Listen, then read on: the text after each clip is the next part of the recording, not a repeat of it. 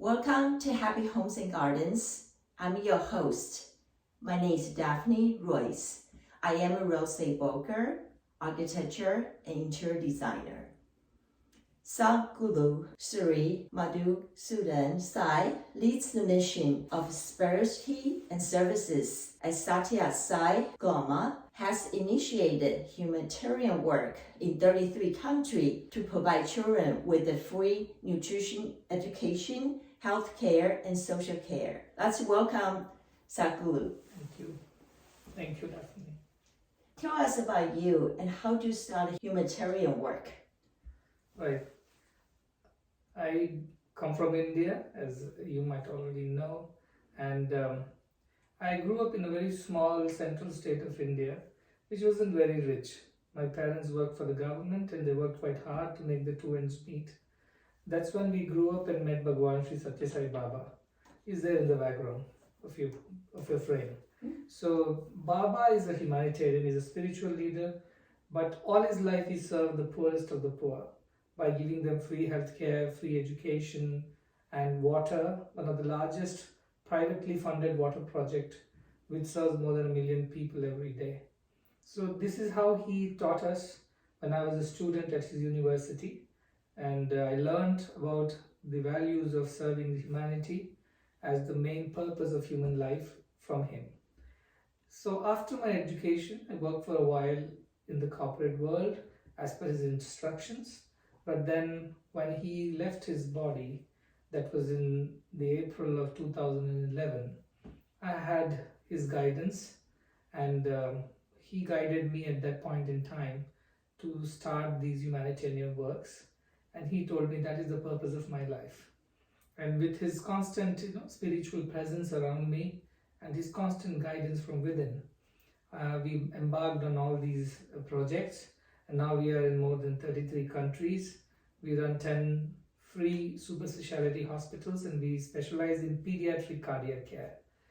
We also run several educational campuses in several countries, including the likes of Australia, Nigeria, Laos, of course in India. We have a university which also provides completely free education to all the kids up till their graduation and post-graduation, even doctoral studies. We also run a nutrition program, perhaps the largest in the world, which is privately funded again. And this serves more than now approximately 2 million children a breakfast every day across 5 countries. The largest is in India. All this happened in the last 11 to 12 years, since 2011-12. Now recently, you'll be glad to know that we opened a medical school in India, and it is a completely free medical school where anybody who qualifies and aspires to be a doctor can join us with just a pair of clothes on their body, and they can get a medical degree. So this is all what we do at this point in time, apart from guiding people on their spiritual journeys and also inspiring communities to participate in social work. This is our work that we do, and I'm very happy to be here with you today to talk about it. So this is how it began, and this is how it's going right now. Your work inspired me, and I'm really impressed all the things you did for the humanitarian. Thank you. I have many questions for you. For your child breakfast program, you have a Sai Shop. Yes. Tell us more about that. Did you create Sai Shop? Yes, we did. Sai Shop is a very innovative nutrition product. It's a nutraceutical product. What it does is basically it has a base like malt or anything else that is needed to start the nutrition, and it is fortified with several other micronutrients. Now in India, several school-going children, especially those who go to government schools, they do not have breakfast in the morning. Many of them go to school on a hungry stomach because their parents are laborers who leave very early for their work. So these children are left to fend for themselves. The government in India has a program which provides the midday meals for these school-going children. However, it's too late in the day for them to eat. They have been fasting since the previous night, and it's more than 12 or 14 hours that they have not eaten anything. So naturally their energy levels are low. Sometimes they don't come to school, and even if they come to school, the attention is very low. So that's when we started a breakfast program under Sri Sathya Sai Annapurna flagship. And we started serving school children this morning nutrition as breakfast. But then we found that it's not possible to cook everywhere, in every single school, and serve them so early in the morning. So we came up with a more innovative solution, which is this nutraceutical product. It's called Sai Shop. It's a multi-nutrition powder, and you can simply mix it in hot water or in milk, as the case may be. And it provides you with 85% of all your micronutrient needs for the day. The remaining 15% you will get it from various other food that you eat. In India, stunting or wasting and many developmental delays and disabilities are a huge issue when it comes to children because of malnutrition. And that happens because they don't get a balanced diet. Also, they don't get sufficient fortification in the diet of all these micronutrients. So this is called hidden hunger. And to solve this issue, the Sai Shop program started. And as I stand today, I think we just signed up with another state government in India, which will straight away take it to another 2 million children every day. So we will be more than probably 3 million children within a few months from now who will be getting this micronutrient mix every morning. And this idea is very simple, but it's very effective. It helps us to help the children grow better. It means you'll have less diseases or sickness, and their immunity is much better. So they grow into healthy individuals who can study well, play well, and grow well. So that's less burden on the healthcare and the education system. So we are making those systems work more better because of this one intervention. And this also is being served in some other countries as well. We have sent it out to Sri Lanka, we have sent it out to Nigeria, we are sending out to many other countries as well. Sai Shop also has undergone certain modifications. Apart from giving it to school-going children, we have special formula for pregnant women because they need all the nutrition, and in India almost 60% of women are anemic. So this helps them to gain that nutrition that they need to deliver healthy babies. We have similar products Sai Shop for infants so that their food gets fortified. We have for school-going children, as I said, and we have for girl children because when they come of age, they need a lot of replenishment because they lose a lot of energy and their nutrition every month because of their menstrual cycles. So we have come up with a different product for them. So it's all done very scientifically, approved by the food authorities in India, and as I said, approved by the scientific community. And it's a beautiful life cycle approach. You see, a girl is just born, gets the infant formula, goes to the school, gets the school formula, then adolescent formula when she is in her teens, and when she is going to be a mother, she is going to get that which is for pregnant women, and she delivers a healthy girl again, and then the cycle starts once more. So it's a very beautiful life cycle approach when it comes to women. That's amazing work you do. Yes. And just elaborating what you do for the breakfast program, will you have a plan to end world hunger one day? I really believe truly that nobody should go hungry in this world. And it's so unfortunate that while on one side we have never been as rich as we are today as a world economy, $100 trillion plus world economy. At the same time, 600 to 800 million people go to bed hungry every single night. And that is because of the disparities, the inequalities in our societies. And I don't see a reason why these many people should be hungry when the world is so rich today. It simply means that it's not the equitable distribution of resources. And our effort is to make sure that everybody gets the nutrition which is their basic right. And to do that, we work with many like-minded organizations too. And we support them, they support us in various countries. And we started a program just before COVID. It was very timely. We called it Feed the World. And that program has inspired people from across the world to at least serve one meal to somebody who might be hungry. It need not be a group effort. It could be an individual effort. You buy your meal, you buy an extra meal for somebody on the road who might be hungry. And this program has served millions of meals, especially during the COVID times. In India alone, we have served food or ration packets to people during the COVID time, hungry people. This program is in Europe, this is in the US, very much in San Jose.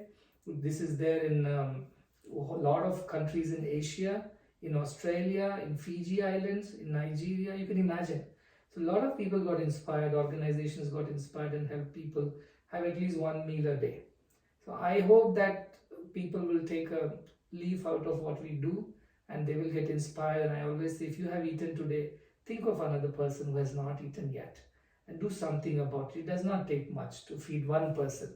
If every single person who has fed takes care of one more person who is hungry, nobody will go hungry in this world. And we don't need huge governments and policies and large foundations to do this. We just need individual participation. So that is our approach, and I definitely look forward to creating a world where nobody goes hungry, irrespective of whether he or she is capable of feeding herself or not. Somebody else should look after it. And I truly believe we as a society must not survive on the principles of the jungle where the survival of the fittest is what happens. Ours should be survival of the weakest, survival of the poorest. That is how we want to build these societies, and feeding or nutrition or hunger eradication is the very first step towards such a world. Wonderful. And I know there was exciting news last month that you have invited Prime Minister of India to build the first pro bono medical school. I'd like to learn more about that. Yes, that's the news, I think, that's got most of the attention. The Prime Minister of India has been a long associate of the organization that we are running, and many of our senior organization leaders have been working with him or knowing him for a long time. So when this free medical school project came up, it so happened that we felt that since it is the first of its kind, and perhaps in India nobody has done this before, I do not know about the whole world, but this kind of initiative has never happened before. And in India, it was a great need. The government is working very hard to create more medical seats or educational opportunities by creating more medical colleges. Yet the demand-supply gap is very big. Almost close to 2 million children aspire to become doctors. They write the exams which qualify them to join medical schools. And almost half of them, 800 to 900,000 children qualify. But there are only 90,000 to 100,000 seats in the whole of the country. And that also 50% or more are with private colleges, which is very expensive. Even government college seats are not completely affordable for many poor people. So that's why we found the gap. And after the crisis, what we noticed during this war between Ukraine and Russia, a lot of Indian students who had gone to Ukraine to study, they had to study medicine because it was cheaper out there. They were stranded and they had to be airlifted, and a lot of efforts had to be done to bring them back. But they're all stranded. They have not finished their medical education. They do not know what's their future. Then we found out that this is a huge gap. At the same time, we do not have enough doctors, nurses and paramedics to serve the rural communities in India. Because when you pay for your education, you want to earn that money back. You have a student debt to pay off. So they cannot just do service in rural areas. Their money is little less compared to an urban setup. But that's where the need is. All of 70% of India lives in its villages. So government did a lot of work. They're trying to open medical colleges. So we thought we will join the initiative. So when we mentioned this to the Prime Minister, who was kind enough to give us an appointment, and he heard it all, and then he was very appreciative of this effort. And within no time, as I mentioned earlier also in one of my talks, within 3 weeks he agreed to come and inaugurate this. From the date we met him at his office in New Delhi, and he came, as he kept his promise. He came, inaugurated the college, and he also assured us of all the support that we may need from the side of the government and the authorities.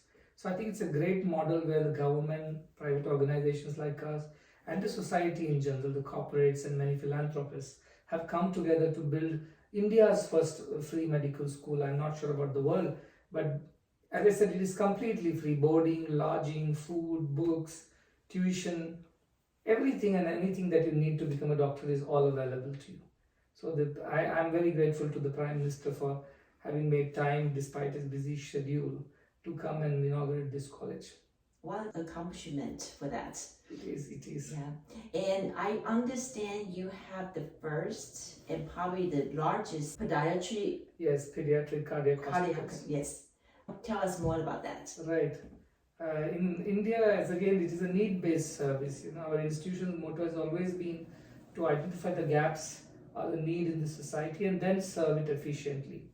Now in India, pediatric cardiac care is something that is not available to everyone, for the simple reason that there are more than 250,000 children born every year with a congenital heart disease, which means they have some defect in their heart at the time of birth. It could be a hole, it could be a wrongly placed arteries, or it could be a defect in the valve, some such issue. These are all at birth diseases. And we do not have enough experts in the country, nor there are enough hospitals who provide this service. Even those hospitals that provide privately are very expensive. But this is poor man's disease, poor people's disease. So we thought, how can we solve this problem? And as it was that we started for the first hospital in the central Indian region, which is quite a poor region, and slowly evolved into a pediatric cardiac hospital because we felt the need was more. That was the requirement from the government, and other people also, they requested us. So with that it started, and now we are the largest pediatric cardiac hospital chain in India, which provides absolutely free service to everyone.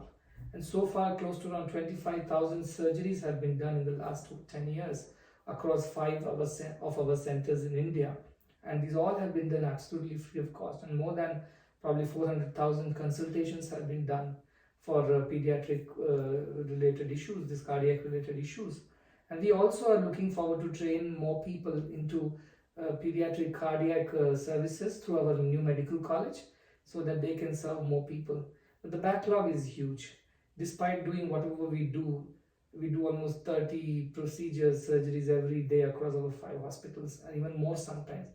But yet the demand is so much, and we do not have enough specialists, and we do not have enough infrastructure, plus the cost of it is very high. So put together, this was a very big gap in the medical system, and we identified that, and now we are working towards it. We have also opened pediatric cardiac hospital in Fiji Islands. Again, in the whole of South Pacific region, there is no pediatric heart hospital.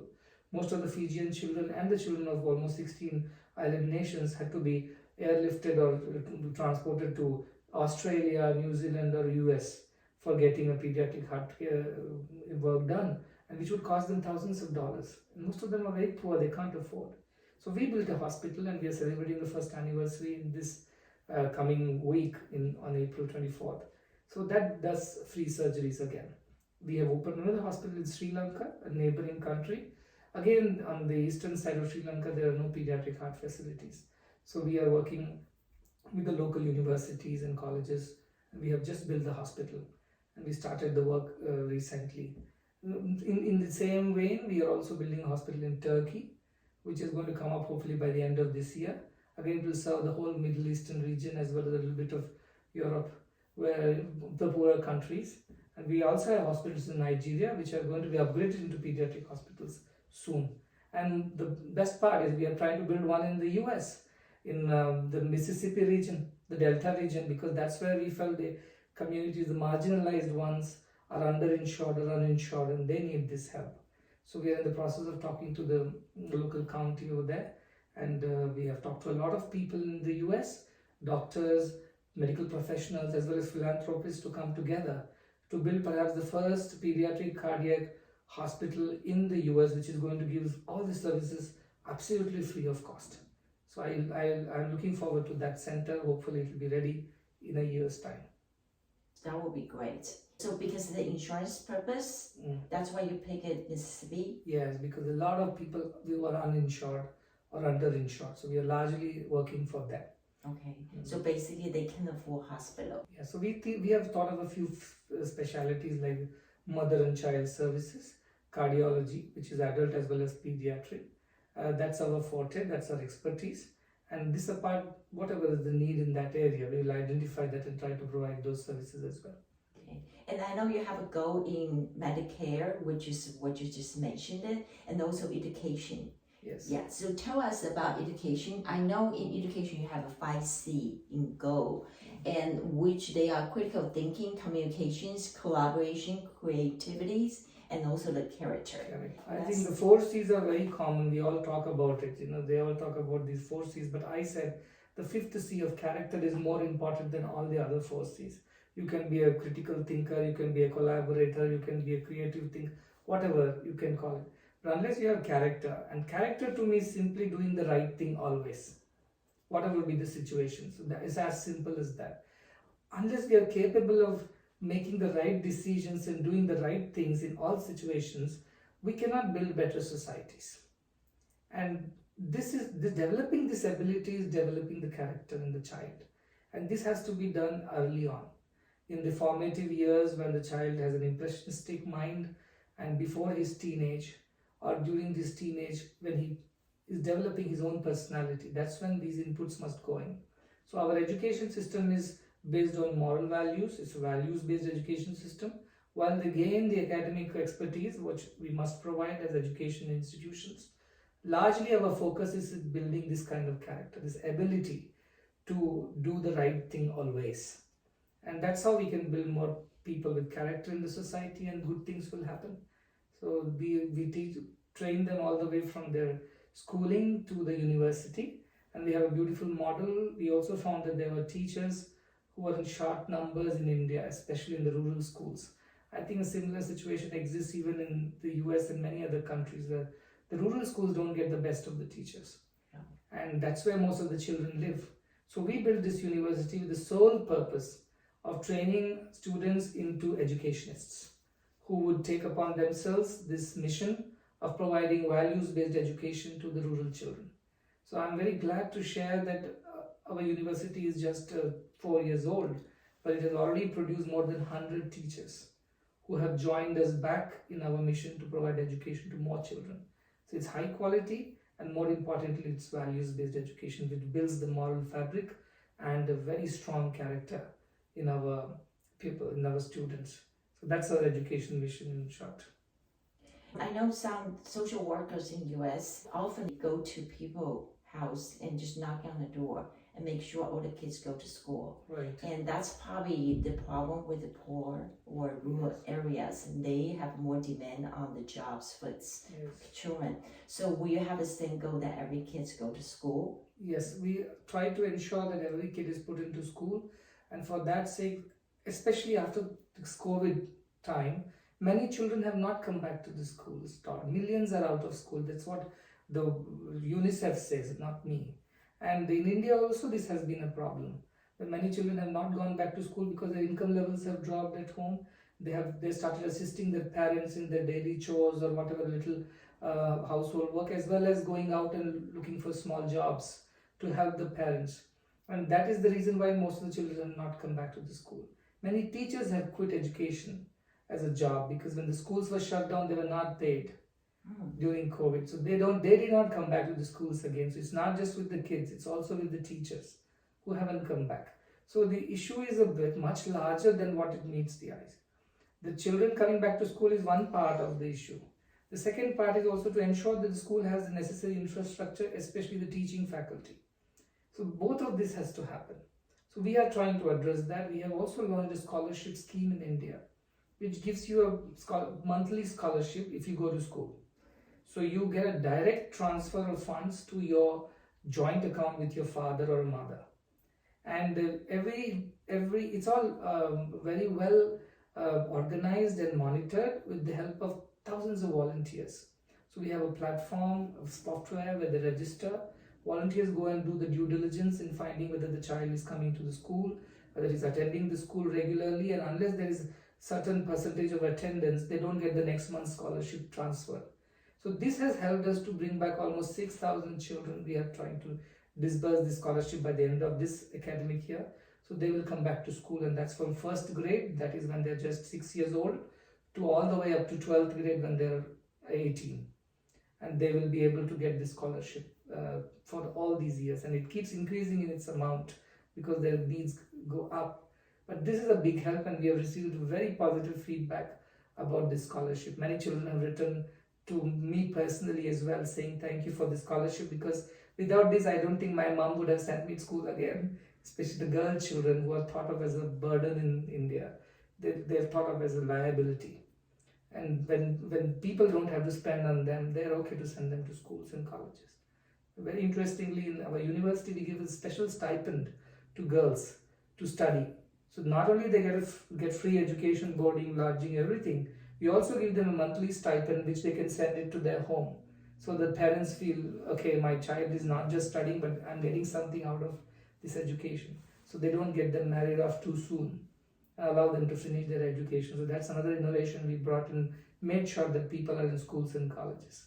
What a great program that you have in It India. is. That's great to help women, to help Yes. girls to grow, and they can find their directions. And I heard all your program, healthcare, education, or medical school, sounds like you're creating more jobs just Yes, for it people, is. not just serving the children. You're actually helping the entire communities. Yes. You're right, you identified it right.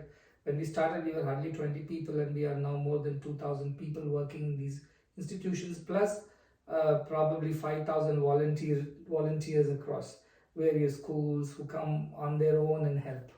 So it's also created an economy. Yes, you're right. That's really great that what you do for the society, the world, basically, across 33 countries. Yes. That's just phenomenal work. It's because of the good people, the team that we have. They're very committed and selfless people who give so much of themselves to this cause. That is why all this is happening. It's no one-man show, it is. So who can volunteer at your program, and how people receive the services from your program? Right. So we have a website right here in the US for those people who want to volunteer here. We have an Indian website as well. Details can be posted soon in your video. And these websites are there. You can go and you can choose what kind of volunteering you want to do. And you can choose to be education volunteer, you can be a nutrition volunteer, or you can simply create videos and online lessons if you are an expert there. So you have many opportunities, or you want to come to the hospital and serve. So volunteering opportunities are available. You can pick and choose. You can slot your time when you want to go, and you will be updated about the next volunteering opportunity. So these are all there in place. The website in the US is one which is the one where people from around the world register, and then they get their opportunity in their own countries. And we work with this with like-minded organizations as well. So you can even volunteer with one of our sister or a partner organization. Plenty of opportunities. Yes. So what is your goal? How many more countries are you going to go? The whole world, and maybe the moon and the Mars too, if there were people there. But You have yes, a big heart. yes, I think that's what it takes. Well, thank you so much, Sadguru, for your time Thank you today. for your time and talking to us. Thank you. I hope more people learn about these works and more people volunteer, and I hope we can create a better world than the world that we received from our fathers, and a world where nobody is hungry, nobody is denied education or health, or for that matter shelter or security, especially for the want of money. You have a big mission and your philosophy. One last question for you. One world, one family. Tell us about your philosophy. This is a very old Indian philosophy, and it comes from the Upanishads, which are part of the Vedas, the very ancient texts, perhaps the oldest texts known to the human societies. And there, this one particular verse comes which says, people who think that these are our people and those are others are narrow-minded ones. For a broad-minded person, the whole world is one family. So this shloka or this verse is our motto. And from there we have borrowed this verse, Sudhaiva Kutumbakam, which means the whole world is one family. And that's how this motto, one world, one family. And I truly believe that we are all same when it comes to our joys and sorrows. We may express it in many languages, in many ways. But when we feel hungry, we all feel the same hunger. It's not a Chinese hunger or an Indian hunger or an American hunger. It's hunger. When we are sleepy, we all sleep the same sleep. We may sleep in different beds in different locations, but we experience the same thing. In so many ways, in our pain, in our losses, in our sorrows, we are same. So also in our joys and celebrations. So we are one in that way. And we must appreciate this oneness, sameness in this diverse, multicultural world. And that's when we can unite the world together and we can feel they're all ours. And when we feel they are ours, we won't think twice before helping them. And we won't calculate whether I should help and what will I get in return if I do this. And how much should I help and how much should I spend on it. These things won't occur to you because they are just yours. So you'll go all the way out and do whatever is required. So this is the idea, and I hope this message spreads to the whole world, and we all think that we are all brothers and sisters or members of the same family and work for each other's welfare. Thank you so much, Thank you very much again. Yeah.